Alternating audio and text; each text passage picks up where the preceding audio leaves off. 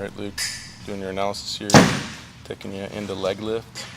I mean, I think you're fine. You're inside drive leg, so it looks like you're in a place to get your momentum going.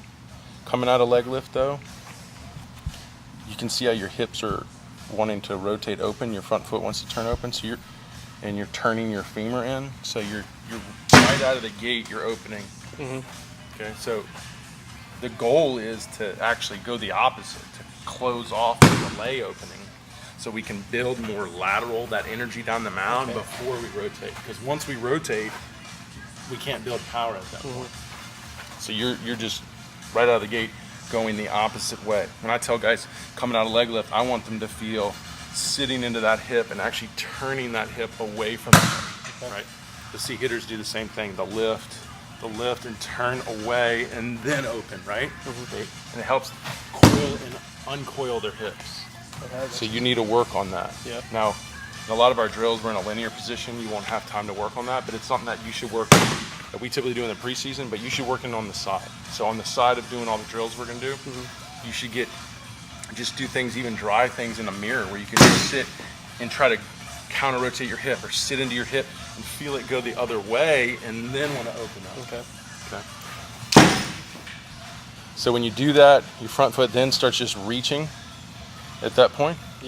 And it gets your hips to open, but look what's happening. This is a problem. It can be hard on your arm as you start throwing harder. See, there's no separation of your hips and shoulders, but your arm is the separation. So see how your arm's pulling away from your hip? So if my hips and shoulders don't separate and I want to delay, because when you delay, you let more of the energy come up, you're doing it in your arm, and that's just really hard for your arm. So it's like if you took that movement and you tried to accelerate it to 90 plus, you'd blow your arm out. So what's going to have to happen is we're going to have to, when we hit front foot, we're going to have to be in a shoulder closed position and the arm just relaxed. Not the same with the arm, but mine, you push my shoulder back more. Yeah. Which this whole shoulder orientation has to close. Okay. Is that what I should try to be delaying it? Well, the point is if your hips are going to go, you can't delay it. You have to wait last minute and drive your hips, because then your shoulders will get caught behind. Got you. So you can try to delay it, but it will start delaying when your hips can do it. So starting your hips early, get your hips open. The problem is it makes it too hard for you to keep your shoulders closed. If we do it last minute, then it gets caught behind and we get that separation. Makes sense?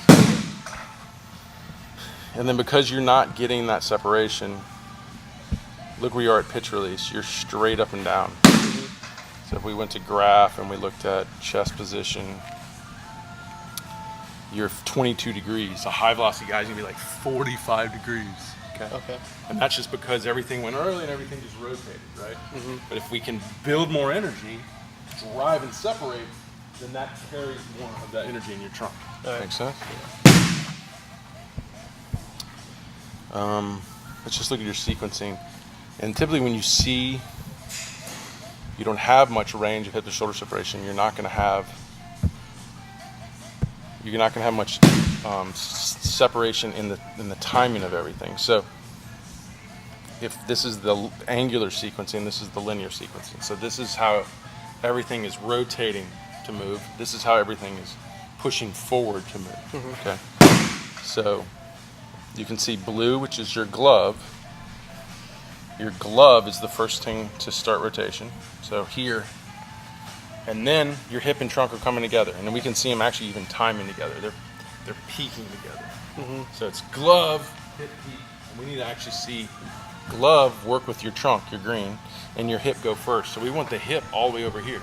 So we want to see hip, glove, trunk. So the only way that's going to happen is we have to hold on to the hip rotation, get as much energy behind it, then rotate it, then the upper body will separate and rotate.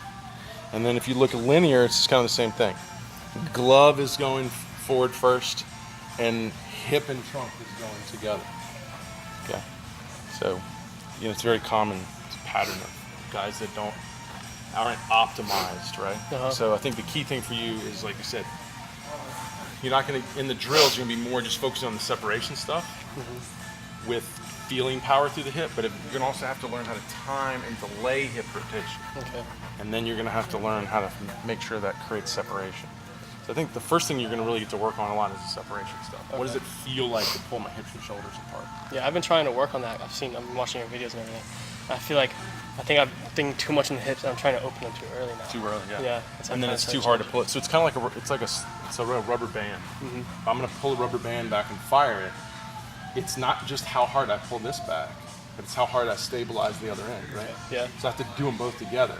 So I have to do them both together, and if we do that too early, it doesn't work. We have to do that late because then I can get all that energy behind the hips. So it's kind of like I can pull, the farther I pull this back, the more separation I get, right?